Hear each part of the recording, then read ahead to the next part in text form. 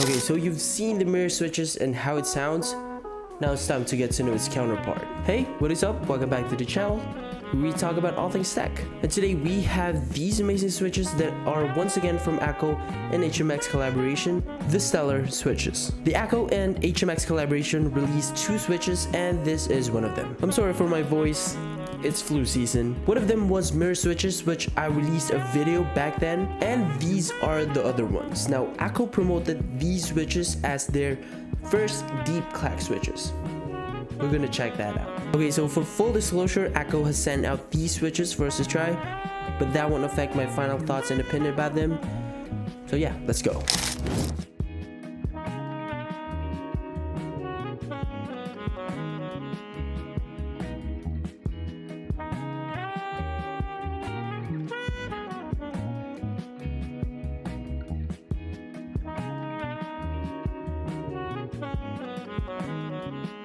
First off, they look like the Creamy Purple Pro, which we did a review, but this one has the same stem color as the top housing. This is a 5-pin linear switches, and as stated on Akko's website, is their first deep Clacks switches. These switches retails at around $14 or around 700 Philippine pesos. Not very expensive. I think this has been the common grounds for budget switches, and I truly appreciate Akko keeping the price at a stable rate. As always, links in the description where you can find these switches. These switches have a PA12 top housing, a 13mm T5 stem, a single stage 22mm spring with an actuation force of 37 grams, bottoming out at 42 grams.